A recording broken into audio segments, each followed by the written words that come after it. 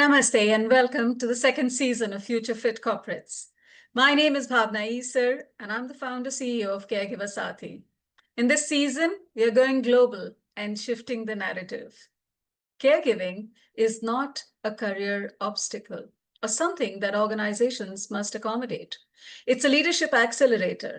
And through candid conversations with corporate leaders, consultants, and change makers, we explore how caregiving shapes resilience, empathy, and innovation. Let's discover what it truly takes to build workplaces that don't just include caregivers, but recognize that caregiving experience is an asset. Because the future of work is not just tech, female, or inclusive, it's compassionate, it's innovative, and therefore caregiver friendly. Welcome to Future Fit Corporates.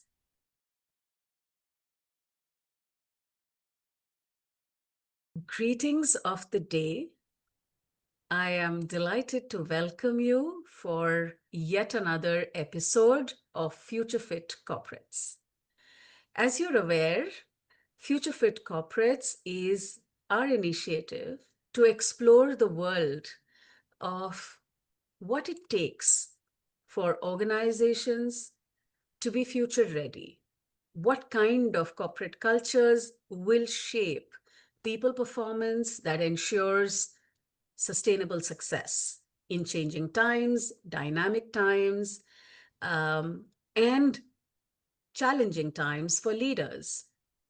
Today's dynamic corporate landscape, the success of an organization is intricately tied to the well-being and satisfaction of its workforce, in addition to, of course, its performance. A Future Fit Corporates is our initiative aimed at fostering not just what it takes to shape caregiver-friendly workplaces, but how can such workplaces be actually meaningful or imperative as the world is shifting. This initiative seeks to facilitate meaningful conversations between CEOs, leaders, thought leaders, like today's guest, and HR heads through video interviews, podcasts, and written responses. The goal is to explore, discuss, and champion the integration of employee well-being into the very core fabric of corporate strategy. It's my absolute honor and privilege and delight today to have Anil Sachdeva for this conversation. I have known Anil from when I was a youngster in this world, and he has been a stalwart forever. But to tell you, to those of you who might not know of him yet, he's the founder and CEO of Grow Talent Company Limited, and the founder and chairman of School of Inspired Leadership, SOIL. Grow Talent was the leader in HR consulting and brought great places to work in right management to India as partners. In October 8, Anil and other co-founders of Grow Talent entered the field of education by creating SOIL, School of Inspired Leadership. This innovative school has been co-created by a consortium of 32 leading firms. And in 2019, SOIL launched its second campus in Manesar, the SOIL School of Business Design. Anil has been very dynamic and very, very thought-provoking, and his experience in India across the world covers wide areas such as talent management, strategic change, and organizational transformation. He had begun his career with Tata Motors after completing his MBA in 75 and served Aisha Group from 78 to 2001 in various roles, including HR operations, board-level positions. He's the founder of ECS, like Aisha Consulting Services, was its CEO till 2001. ECS was a JV of A.T. Kearney and produced its global firm to India. What is really special for me is that ECS alumni till date go for vacations together. That speaks about a culture of a workplace that Anil has nurtured. And earlier, ECS became a JV with SDG, Menlo Park, California, a firm founded by Stanford faculty members and graduates. Anil is a former member of Academic Council and a faculty member of CEDEP, NCR Campus, Fontainebleau, member of the World Compassion University in Tokyo, and advisory board of Schneider Electric. He's been a member of National Council of CII and has chaired national committees on leadership and HR. Needless to say, he has been a speaker at various conferences all over the world, written columns for leading publications, published several book chapters and research papers. He's coached over 300 CXOs, including several well-known leaders based in North America, Europe, and Asia. And I really I'm touched and moved that Anil, you responded so quickly to my request, not just for this podcast, but I think over the last 30 years that I have known you, you have been very, very generous. So thank you. Thank you very much. Welcome. Thank you, Bhavana. Thank you very much. You are doing wonderful work, and I see the passion in you for this cause. So I thought whatever small bit I could do to support what you're doing, it would be a privilege to do so. So thank you for inviting me. Thank you, Anil. As we spoke, I would love for us to start by saying, how do you relate with the idea of caregivers, caregiving, and maybe an organization like Caregiver Saathi, and then we take the conversation. You know, when I asked this question in North America on who are the people who have deeply touched your lives and you feel grateful for, Yeah. and I asked the same question in Europe and I asked that in Japan and in India. So I asked, how many of you are thinking of your parents? So in North America, very few hands go up. In Mm. Europe, a few more hands go up, but in India, almost all hands go up, and so also in Japan. Mm. So first of all, in India, we consider parents as literally God. The mother is the first guru, the father is the next guru. Mm.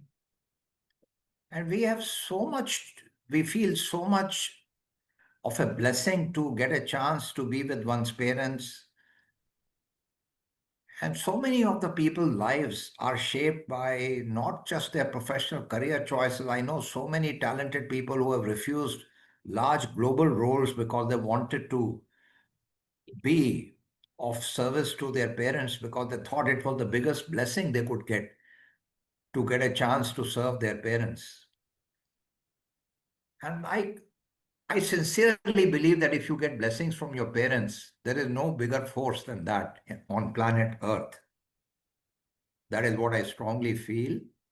Along with the mother's and father's blessings, if you have a guru in your life, your spiritual teacher, then the blessings from that teacher. And if you get a chance to serve your spiritual teacher, that is another blessing that you get. So I have been very fortunate to have got parents. I wish if I am born, I wish I was born in the same family to the same parents. And also I'm very blessed to get a spiritual teacher of that kind, Swami Chinmayananda, in my life. So I think to me, caregiving is not just something that is an act of responsibility that I must look after my parents. It's a privilege that you get to serve. The reward for which is that you get even a bigger opportunity to serve more. And if you get that chance and that blessing that you get, that is a real wealth you get in life. So I very strongly feel about this cause. And I think especially for parents, but I've also seen, like in my younger brother's case, after my father passed away and I had a traveling kind of role in consulting, my mother preferred to stay with my younger brother. And then his mother-in-law, who also stayed with him. So they were the two, my mother and my sister-in-law's mother. They were living in the same house for so many years together and they were good friends.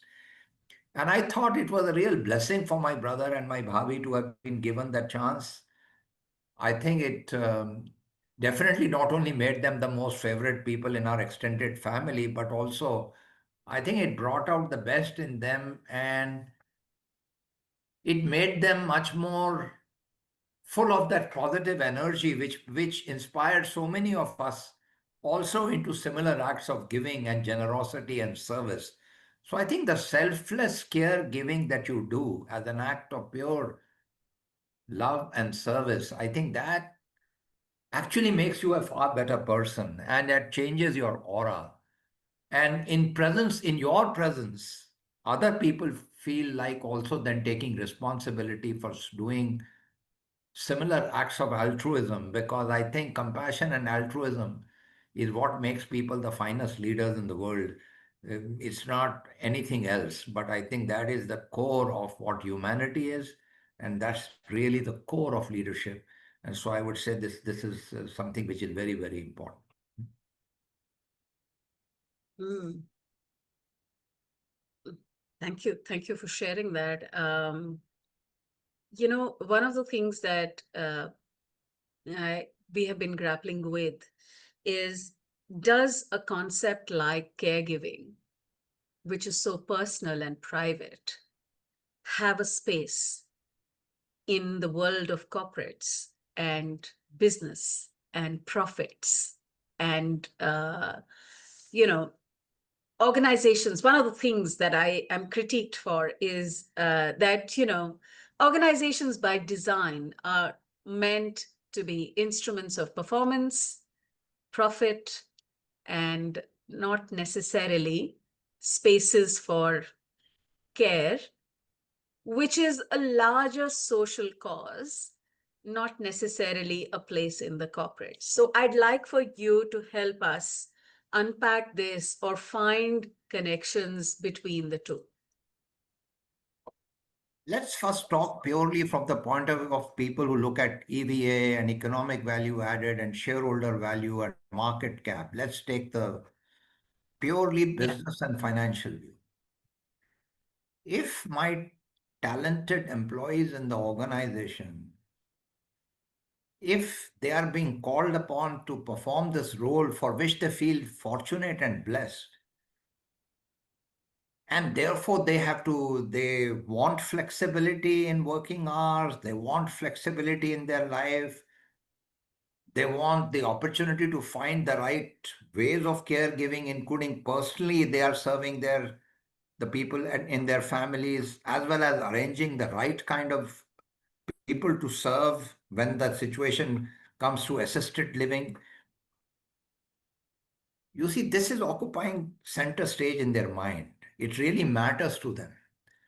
Whatever Mm. occupies center stage in their minds, we have to enable it to not be an irritant, not become a source of worry. Yeah. And therefore, in order to free up their minds, we have to make our resources available, our processes available, so that if they are less worried, if their mind space is not occupied by this, that mind space then go on to the business priorities and the job of running the company and raising its game and performance. So purely from a very practical point of view, Mm. we owe it to create an ecosystem so that peoples are not worried, they are not concerned, and they are not simply watching their old parent at home on a camera with a part-time maid whom they are not sure whether she'll be able to take care of the parent. And these kind of half-baked solutions will not work. So therefore, they have to make arrangements for the right kind of assistance at home while they're at work. They have to make sure of safety, of concern, and everything else. And very often, as people get older, they get into dementia and Alzheimer's and those kinds of problems, and they become very challenging to handle. And I think we need to provide opportunities for our employees to learn the skills on how they can handle people who require special help at home. And we have to arrange for counseling, we have to arrange for support, and we have to do all that only because we want their full productive mind to be focusing on our business issues. So purely from a business issue point of view, this is a very small investment a company can make in order to make sure that the talent is well utilized. So that's the business angle to it. Now let me turn to Right. the other intangible angle.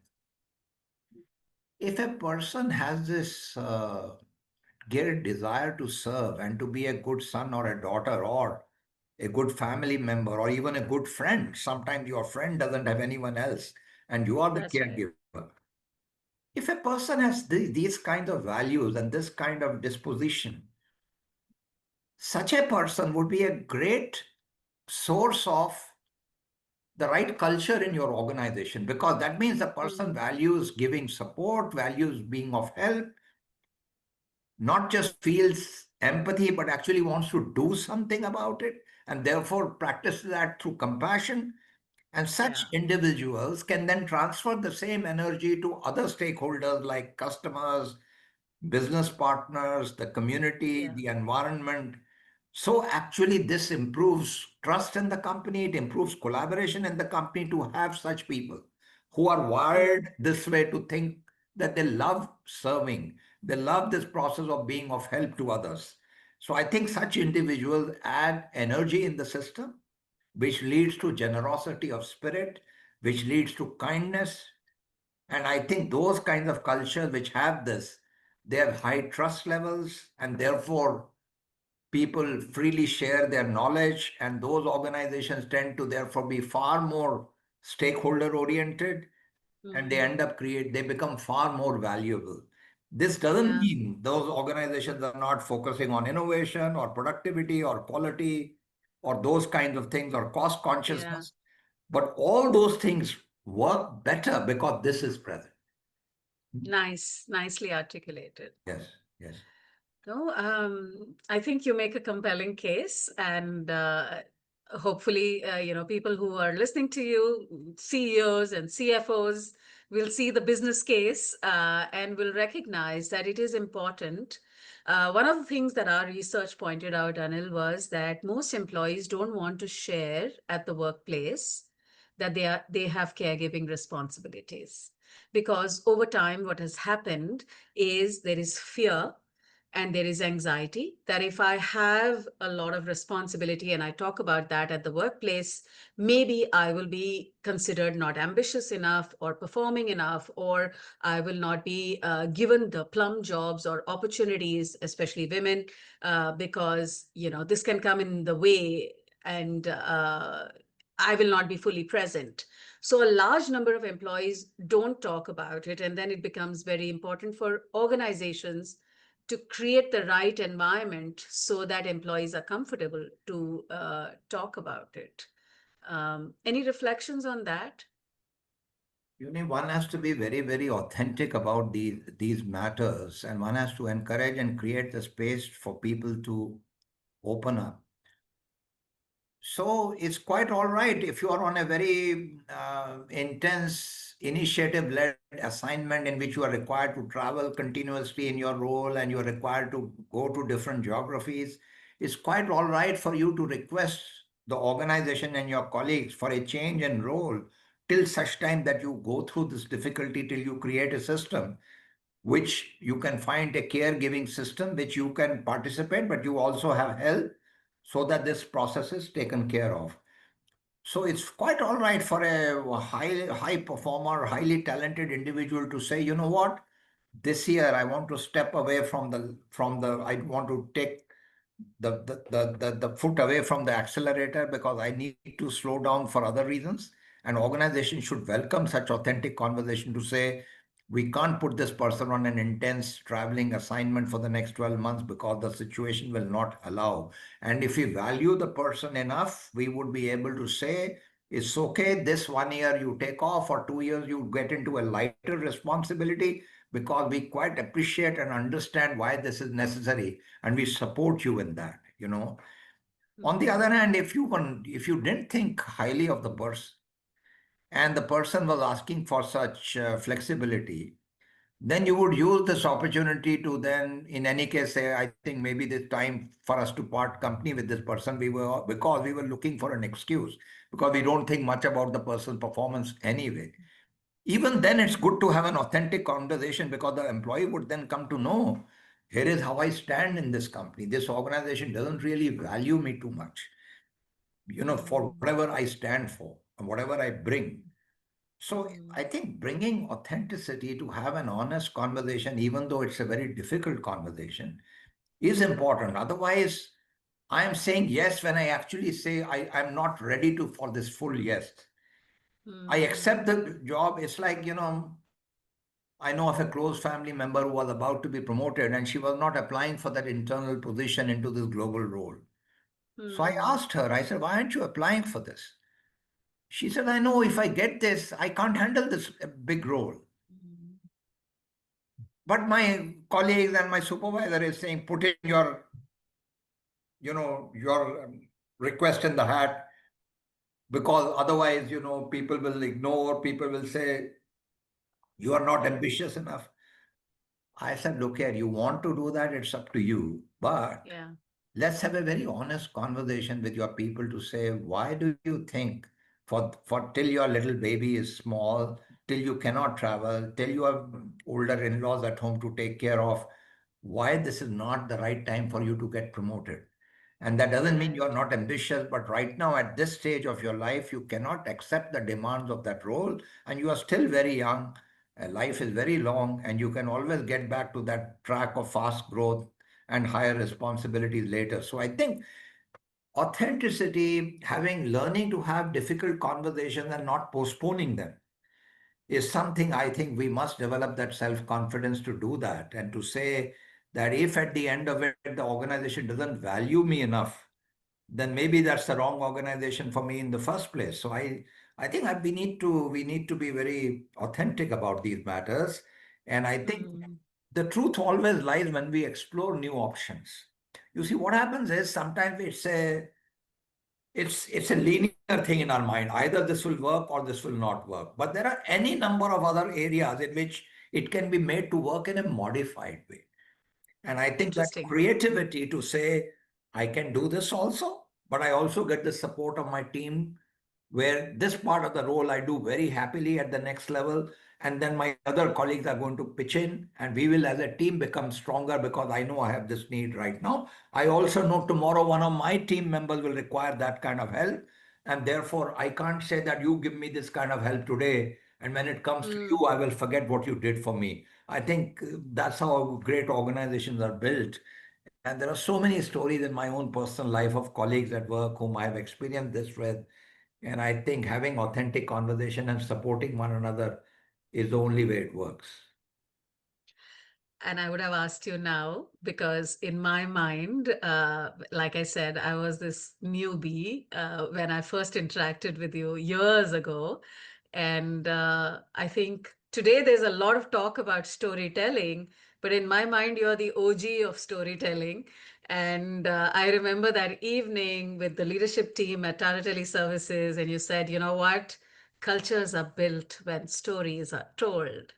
And I can still visualize you sitting over there by the fireside and saying, okay, let's tell each other stories. Let's talk about who am I and what is my story.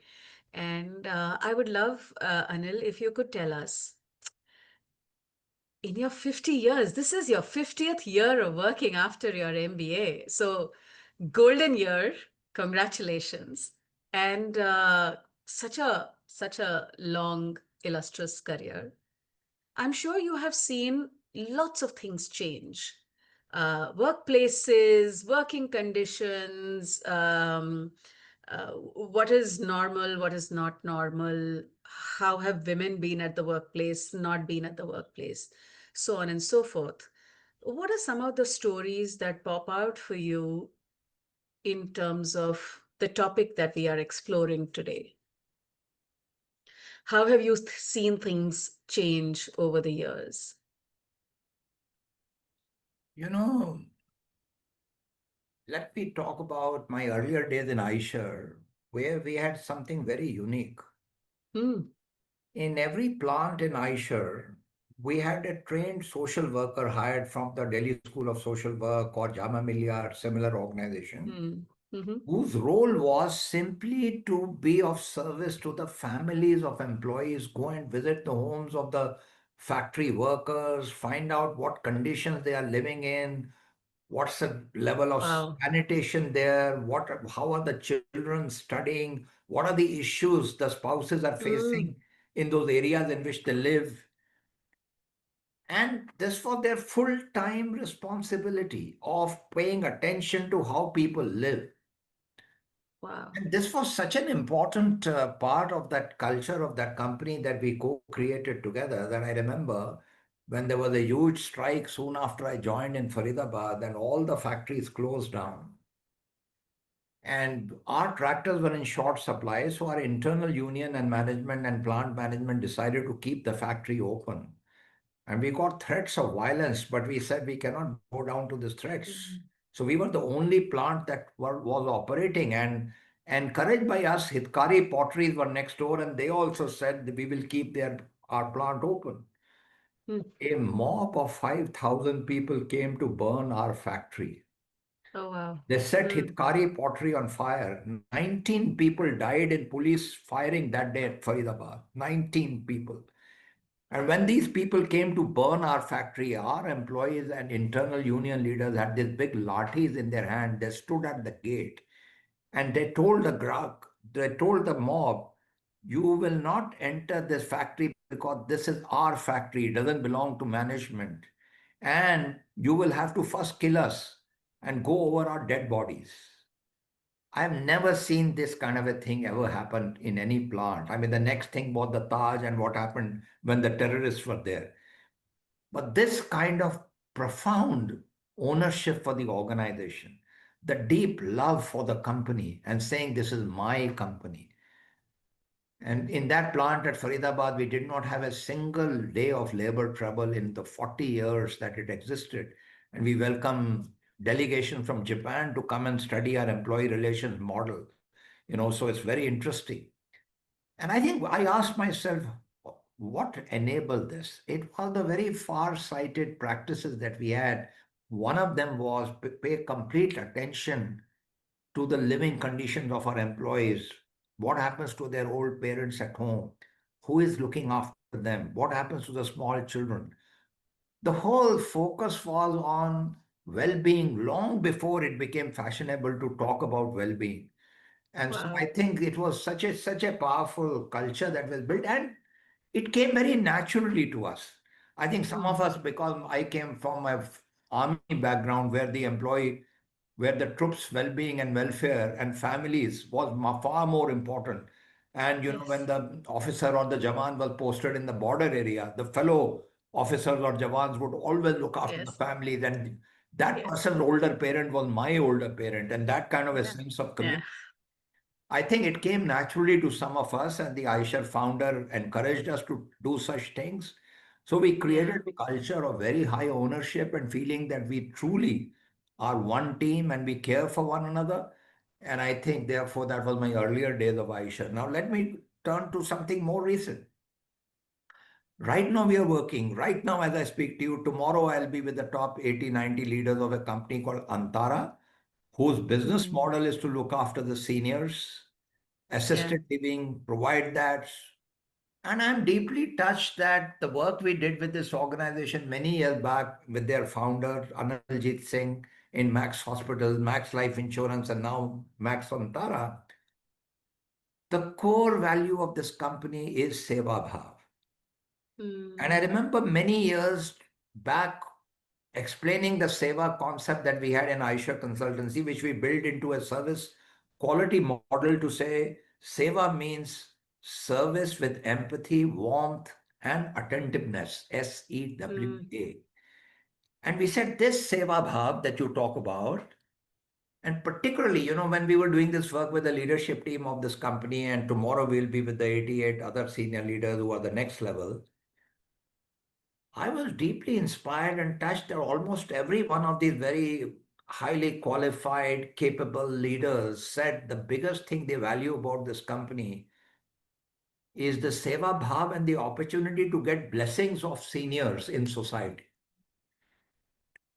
So, the way, for example, in Dehradun, where they have set up the seniors facility, if you go and experience the little things they do to make the lives better for people, or in Mm. assisted living, their sense of empathy says now the cane that is available on e-commerce for a senior to walk with has get this kind of a safety problem. So why don't we design a new cane that is relevant to us? and making Yes. products and setting up a new line of business so that seniors get products which are safer and better for them to use. So they haven't made any money in this company so far. They've put a large amount of investment. And of course, I wish they should make more money so it becomes more sustainable. But their culture and their focus on this comes from a very Yes. deep sense of that Indian spirit of seva and serving the seniors in our society Yes. and getting their blessings as the biggest reward.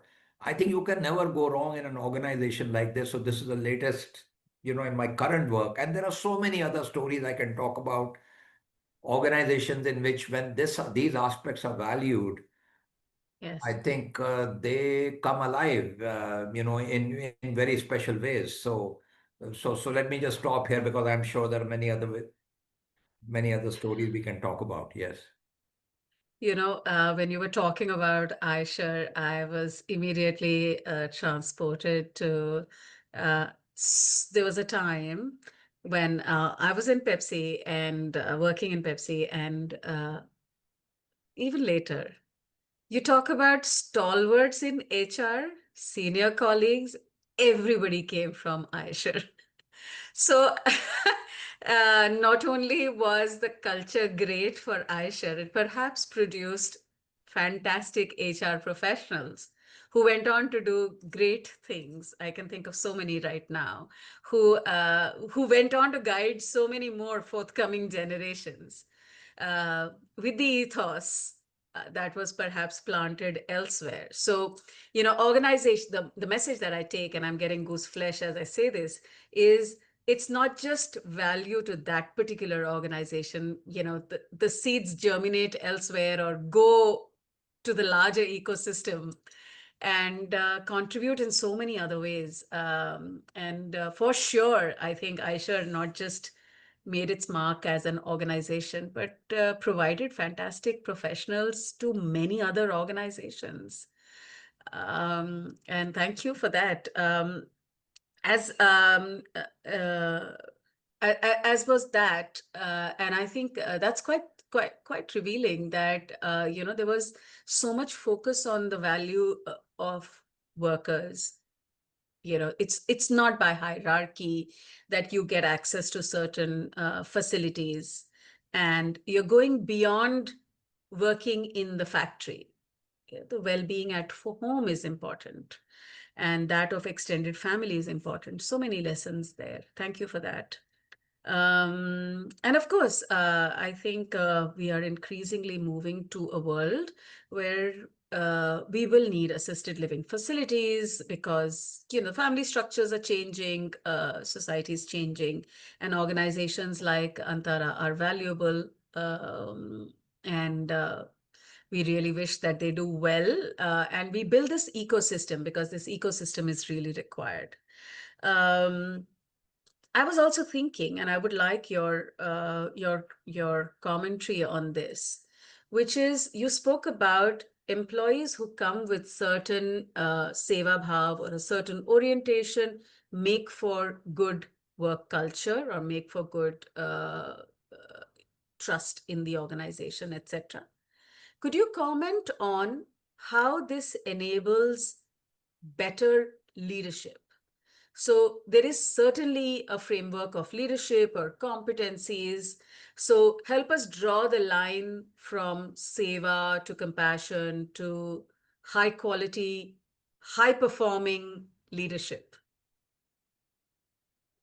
See, there are three attributes to the kind of leadership you talked about. One, people who go beyond that, go the extra mile to serve their stakeholders. And therefore, there has to be that feeling of a higher purpose that we are into doing something special. And leadership should be able to invoke and connect the daily work to something which is serving the highest purpose of doing Mm, something special in the world. yeah, Even if you are in a very sort of simple business, like you talked about Pepsi or making beverages, yeah, for example, or snacks. If there was something unique, I remember one of your colleagues in Pepsi taking great pride that, we have reduced the water consumption in Pepsi by so much because we care enough for that and we For want the to make environment. sure that we kind of take Yeah. care of that.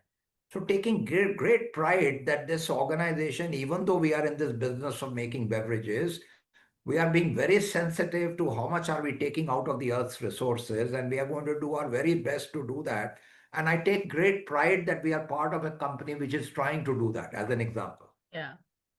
So that means one of the most important things is to connect the everyday routine work that we do to a feeling that I am part of something special here. Yeah. And when you have this caregiving kind of feeling and the compassion, it naturally speaks to creating that environment of something special. So that's number one. Number two, when we talk about finding ways of responding to disruptions through disruptive innovation models, designing new lines of businesses, creating and encouraging design thinking and innovation. At the heart Mm. of the whole design thinking experience is that experience of it starts with empathy. And then empathy leads to inspiration, to leads to creativity, leads to new ideas. So that's why in design thinking, we teach liberal arts subject. We teach people sociology, anthropology, psychology that we teach in our business school to open their minds that this is not an engineering science, this is not just a typical commercial accounting, but there is something Yes. deeply human about it. And you have to Yes. understand personas, you have to understand empathy, you have to transform the experience. So Yes. it's very much linked to higher degrees of innovation. Some of the world's greatest innovators, whether it's Apple computers or it is now Satya Nadella's march into Microsoft, is supported by thinking of this kind, where the Yes. arts and the science come together to create something magical in doing this. So this is the role that emotions play. In the Indian spiritual context, we have the concept of the Ardhanarishwar. There is the masculine energy of doing and analysis and left brain, and there is the right brain, the feminine, the creative. Creative. And so the two combine together. And so without that invoking the feminine part of ourselves, I Yes. think the men are extremely poor when they don't invoke the feminine inside them. And it's such an important that caregiving, which comes out of that maternal instinct in us, and that is not just in mothers but also in the men, when they Yeah. feel that Yeah. sense in their own hearts. I think this kind of energy creates spaces of inclusivity in which people come together, they feel welcomed, even though they are different from each other. And then they find ways to collaborate and do some magic together because they know that Mm. each one is appreciated for their uniqueness. And so I Mm. think this is such an important way of looking at leadership, because you naturally create a space for people to collaborate and find ways to make each other win and find ways of making innovation occur. And that's why I think it's not Mm. just a theoretical to talk about, oh, diversity and inclusion leads to innovation. I mean, that may be a statement, but when you design behaviors like that, when leaders create space for people to take ownership like that, then it begins to naturally happen like that. So that's why it's such an important part to invoke that part of leadership. Yes. Well, thank you for saying that. And um, I'm very grateful that you put it in this way. I was also intrigued by two other things that I wanted to talk to you about. One was, um, in great places to work, what makes great places to work? And I remember that when Great Places to Work was first introduced, there was a certain model, and the power of that model was that it's not just what the organization intends to do or what the leaders say, but what's the real experience and what's the overlap of trust and the real experience. I hope I'm not getting it wrong. And I would like for you to talk about that in the sense of, in today's world, not the award, but what would make a great place to work? What would be a good workplace? And I remember that somewhere in the Great Places to Work journey, you very intentionally introduced the idea of spirituality at the workplace. And what are your thoughts about that? And how does that connect with everything that we have spoken about? The elegance of the model of Great Place to Work, and as you know the story, Robert Levering was a journalist who actually went to find out what is wrong in corporate America, and by Mm, accident discovered some organizations which he was completely stunned to find that their practices were actually completely opposite to what he was doing research on toxic workplaces, and by yeah, accident he discovered greatness, and then he began to research, and he said he was on the wrong track to understand why there is toxicity. And he came back to this very beautiful and elegant model of Great Places to Work, which says if you trust the people you work for, if you take pride in what you do, and if you enjoy the people you work with, you are becoming a great workplace. And there are elements to yeah, all that. It's a very simple and elegant model. But I'll put something on top of this, which is yes. in organizations in which I say this is my company, even a young person feels as if the person owns the company. Hmm. An organization in which people, when that organization name is mentioned in the extended family and network, you feel not just a sense of pride when that is being discussed, but you also take the cudgels that if there is some criticism of the organization, you are willing to engage in a dialogue to say, here is how I see it. And I'm not just Hmm. going by what social media says. So that Hmm. feeling that this is my company, I belong here, I can do something to make a difference. That is the most important. The next is long after you have left that company or gone because of whatever reasons, you still have that sense in your heart. When you think of that organization, you come alive, your face radiates that happiness when you think about that organization. I remember in Aisha when we had set up ECS, my colleagues in Aisha, my chairman called me and said, Anil, will you do a special assignment for us one more time? Aisha was going through some business challenges. They said, we need to invoke that spirit. So we designed a very unique program. So we had Aisha schools. So school children wrote poetry and songs which they put to music. Then we encourage each employee's children to write one day in the life of my parent and write an essay. And I just recently discovered my daughter as a 12-year-old having written that story, which I discovered. So it's a very beautiful story she wrote about that. And then we asked every unit of Aisha to design a small one-act play or a musical performance or a dance performance celebrating the best of Aisha. So I remember in Wow. Aisha Consulting, we used to get that furnishing allowance to buy some assets as a part of our salary. So some of my colleagues, I remember Ashutosh Mishra is one of them and a few others, they used their own furnishing allowance to buy musical instruments. And they created a performance together. I still remember the words. In 1959, a dream was born. A few were we at Aisha's dawn. Winds of change blew strong. Now many a years on, Aishar hai meri jaan, Aishar hai meri shaan, Aishar ke naam mein hum hai kurban. This whole, and imagine so many hundreds of people and their families, and we all met at that hotel in Nehru Place, and we had families of employees, we had all plants participating, and the ECS team got up and sang this song, and everybody sang it with us.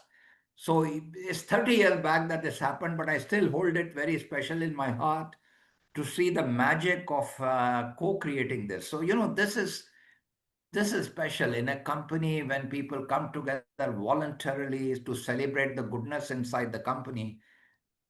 And this serves them in great spirit, even when the market is down, when the cash is not there, when the company faces challenges of difficult kinds, which we have faced. This is what keeps it together, this glue, this special thing. So that's why we had this acronym in our organization. We said love, LOVE, love is living our values eternally, is love.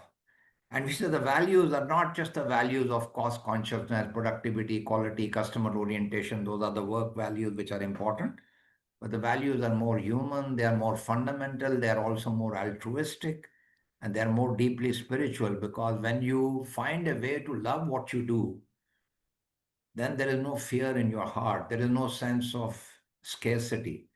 And then people come together without fear, and that's when they are at their best. Because one of the biggest reasons why organizations underperform is because there is fear in the system, and very often leadership causes that fear. And then we keep having more metrics and more process to measure performance and more reviews, and things don't happen. So how do you invoke? So that's why for a long time, every year when I write to my colleagues, I thank them for their work. I thank their family members by name for their work. And I always write at the end with lots of love and blessings. Now, as I've become older, I've used the word blessings.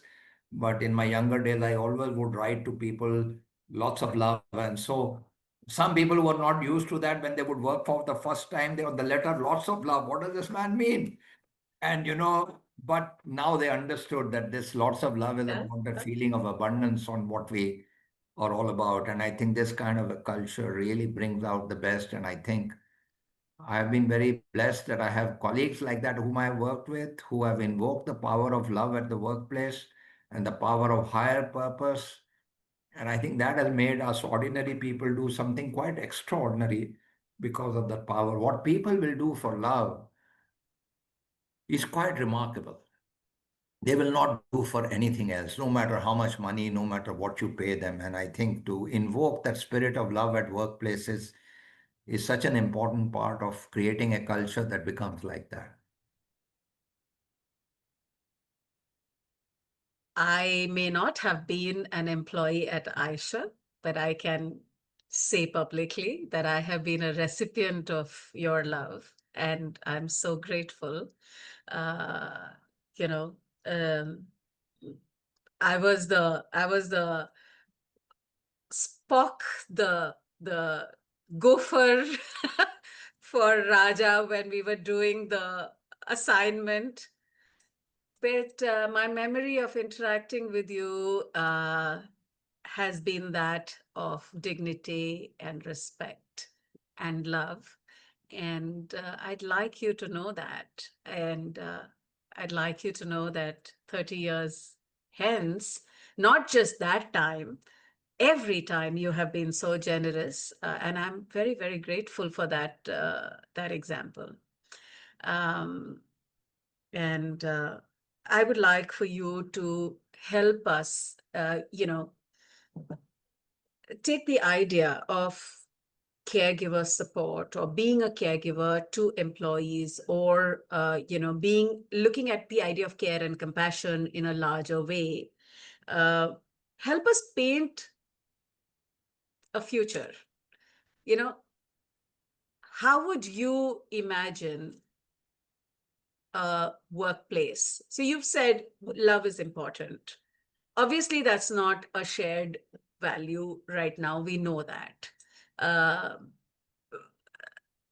So, in the current demographics, current times, where technology is so much center stage, um, profits are at premium, please help us paint a picture of the future that you desire. See, there are different forms of capital, and money is only one form of capital. I think people underestimate the power of what we call attention capital. Mm, Giving your full attention without looking at your phone and without getting distracted is the biggest gift you can give to the others.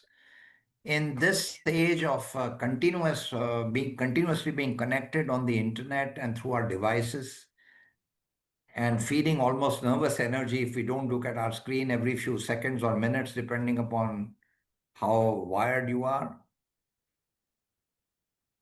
lot of research coming out to say the cost of this lack of attention is huge, not only in healthcare costs, but poor productivity and quality and great mistakes being done in the kind of services we provide to our stakeholders. So, mindfulness is the Mm, key for people to do high quality work. That's why the biggest mm, training, for example, in Google that employees sign for is mindfulness, right? mm, But the key to mindfulness, as His Holiness the Dalai Lama says, is compassion. mm, If you practice compassion, you feel calm. mm, Because you feel calm, you source mindfulness. When that happens, the quality of your work goes up. Your all your downstream things you are seeking on productivity, quality, innovation, cost consciousness, all of them improve because mm, your mind is calm and you are practicing compassion to become a better person. And you are mm. doing it because not only the person you are compassionate towards experiences it and thanks you for it, you are benefited even more. Yeah, that's You know, key. so this is such an important part of life which we understand, and it's so important. So I think those of people who don't get this simply need to understand that we need to disconnect from these devices and we need to connect heart to heart for people and create spaces for people. So even in the we are trying to train leaders as becoming great coaches of others, leader as a coach, all those notions of having short conversations to ask rather than tell, all these new behaviors with AI, we are saying the prompts that you do are so important.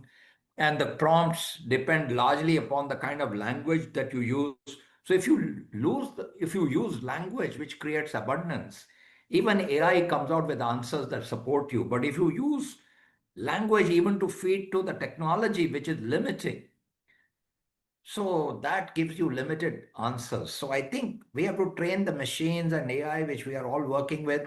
You have your fireflies. I had my otter assistant which before this happened.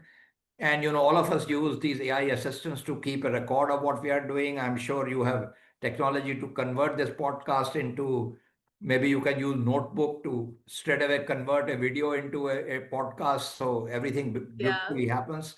So yes, all of us, including I just love AI and technology. It improves our work and productivity, but we have to train AI with our humanity. If we don't have that humanity and don't have the compassion and don't have this aspect, I think then technology will make us more isolated, that will make us more distant from each other and get us distracted and lead to the fall of our organizations and society. So I think as technology races ahead, the need for compassion is even more profound today.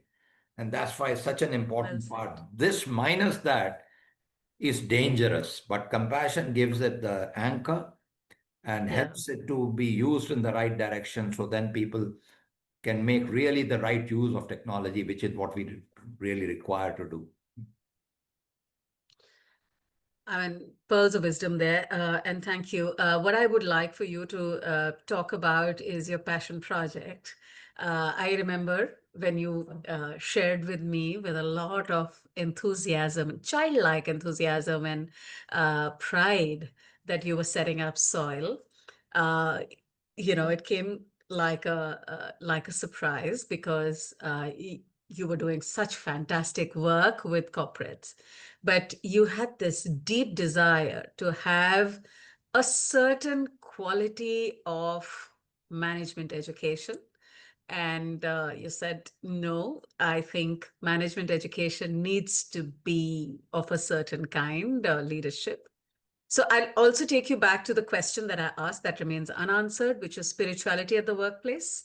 And, um, you know, talking about management to the forthcoming generations, um, I'd like for you to talk about your vision for soil and for management graduates, Sure. as well as spirituality at the workplace. So I had a colleague, your senior from XLRI, 74 batch, BP Singh, great HR person. And BP's wife is also from XLRI, 74 batch, Kumkum Singh. Unfortunately, last week we lost Kumkum. Oh, I'm sorry. I also want to pay homage to that great spirited, one of the most giving persons I met in my life. Not just to people she knew, but even people she was acquainted with. She went Mm, out of the way to serve them. yeah. She was always the person raising the hand, even in Aisha, for any employee's need. And she was not an employee of Aisha, her husband was, but just a member of the family. She was the most giving soul I have encountered in my life because that was her nature. And she did Wow. that with not only her colleagues' parents. When they were Mm, not well, she would carry the food to the hospital. She would go and call on their homes. And she did this mm, all the while. So I want to deeply thank Kumkum, your senior from XLRI. And there are so many wonderful Excel colleagues who have worked with me, and Kumkum and BP are one. So, first of all, I want to say that her father, who was chairman of Indian Iron and Steel Company, Mr. Chopra, mm, mm, once asked me where am I from, and he managed to, ask me, and I talked about my grandfather, who was the headmaster of a school near Lahore. mm. And turns out that he was his student. And Oh, wow. when he came to know that, he had tears in his eyes, and he gave me such a warm hug and talked to me about how my grandfather as a teacher was the finest teacher one could ever have. This happened to me when I was a young HR colleague in Aisha, but I made a promise to myself that when I enter my 50s, I'll set up something in the field of education. I want to be of service because the genes are there in the family. I want to do something to honor that God. spirit. So that's how the dream was born when I was very young. Mm, And when I then set up Soil, I said, education should be so transformational that when the student remembers that education 20, 30, 40 years later, the person should feel that it brought that inner joy and transformation and really made that person a much better person. So I mm. said, character has to be at the root of this Core. education. Mm, And then I said, it should be a very joyful learning experience.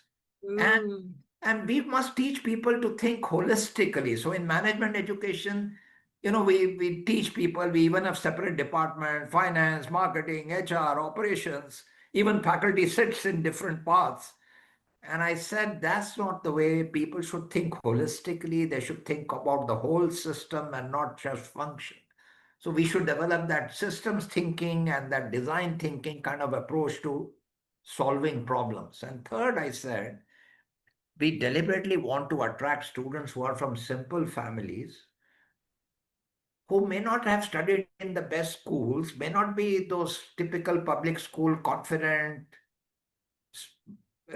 boys and girls, but they have the deep commitment in their heart to make a difference. So, ordinary students from simple families, if we bring them and make mm, them aware that they have some special talent inside them and ask them to talk about their dreams and learn how to use their own talent to serve their needs, then we will mm, find a way to unlock enthusiasm in their hearts, uh, teach them the spirit of inspiration that they can invoke, and then magic will happen. And ordinary people will become extraordinary. That is what our dream was, that we don't want in many of the best business schools, irrespective of the faculty, because it's so tough to get admission, and every company wants to hire from there.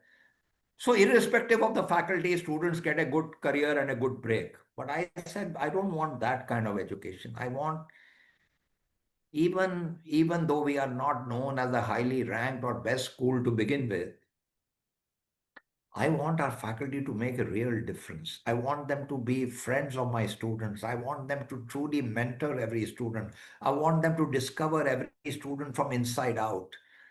And I said our education should really about, so when we wrote the vision for Soil, and I have a, by the way, register here in which I wrote, which is always lying next to me, because in oh, wow. 2007 and 8, I wrote that. So I wrote things Wow. like, what will happen? I said 10 years after creation of Soil, if we look at, this is how the vision describes. When a student lives in a community, the members of the RWA should say, thank God a soil alum lives here, because the person always raises the hand for serving society. I wrote, when you're traveling in a train and a woman with a small child or a pregnant woman walks, or an older person walks into the compartment, a soil alum will get up and offer a seat. Then I wrote, people are throwing garbage on the street. A soil alum will gently admonish the person and say, why don't we take responsibility for building the city of our dreams? So I wrote many such behaviors. And I said, I want our education to make students of this kind who, there is an inner transformation, irrespective of all the problems in the country when the role models are not there. Our education, our faculty, our system should create this kind of a hopeful environment in them, that in this country, with this kind of education, each one of us can take responsibility to build the kind of country that we dream about. So this was really what it was about. And therefore, the five core values of soil, which is mindfulness, compassion, ethics, diversity, and sustainability, the five pillars of soil. And we have designed curriculum for each one of the pillars. So that's how this is. Yeah.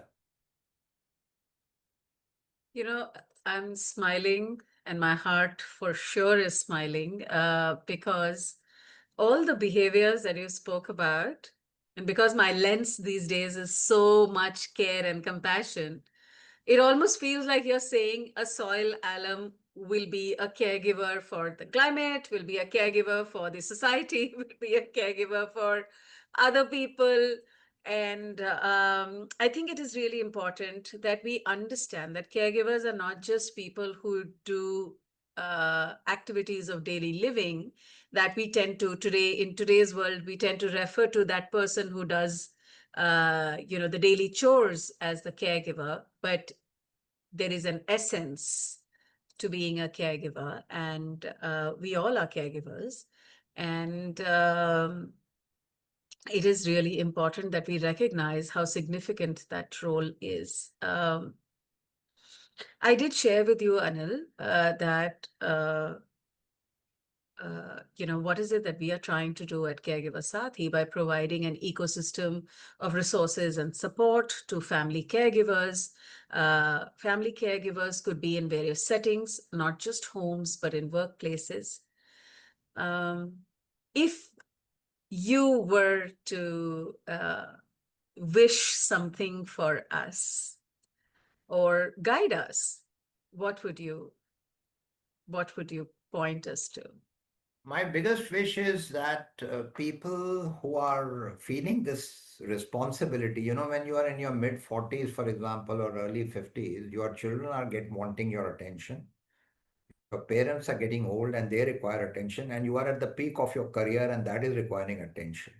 Yes. So I hope we can teach through your services, through your very existence, helping people to manage these roles at that crucial part of their life when they are feeling Yes. the pressure. And if we can help them to build their capacity to go through that period in their life and to emerge stronger Yes. and richer by that experience, then I Yes. think this is something that will help many organizations, because they have to watch out, because there are some very young people who are leading life in one kind. There are people who are now very senior and about to retire and going for the next part of their life. But the in-between people in their 40s, for example, are the people who are most at risk Yes. for health, risk for burnout, risk for feeling stressful, risk for Yes. loss of trust in marriages. I think Yes. those are the people who have also your key leaders who require an extra space to be created. And I think if your organization can particularly put attention on such people, because these are people in leadership and they know the importance of what you are trying to do. So if you can create a network, a virtuous network of the good, who encourage people to form support groups even inside their organization. So where one can support one another, one can build a learning community where the resources can be shared with one another. I think that the whole process can be very, very uplifting for people when we can provide that support system and make people learn from each other and grow together. That would be very nice. I have to say that the second reason that I'm smiling, and I spoke about when you spoke about coming from a family of academics or teachers, is something that I relate with personally. So I knew that you and I are Fauji kids, and we share that background. But we are also, progeny of academics, teachers, and my mother has been an educator and teacher, and I know that, acquiring skills and learning from a teacher who has transformed you is so powerful. And it's only recently that I decided to embrace this part of my legacy and say, you know what, I have to accept that at some point we will need to be look at teaching some of these things. But more than that, Anil, I'm so grateful for teachers and guides and mentors like you who continue to be generous in their spirit and sharing. So thank you for your time today. Thank you, And Bhavana. thank Thank you you. very much. Thank you. Lots Yeah. of blessings to you and all your colleagues who are on this path, and lots of blessings and lots of love for Thank you. everybody's work. So thank you. Thank you very much. Thank you. Bye-bye. Thank you so much. Thank you very much. Thank you for watching this episode of Future Fit Corporates. If today's conversation resonated with you, don't let it end here. Join the Future Fit Corporates Club or the FFC Club. Explore our full dossier and discover powerful blogs from our past speakers. Let's move beyond inclusion as a buzzword. Let's make diverse experiences, especially experiences of caring for others, caregiving, a leadership strength. Together, we can truly build not just a caring world, but future fit workplaces. Until next time, take care and let's keep the conversation on.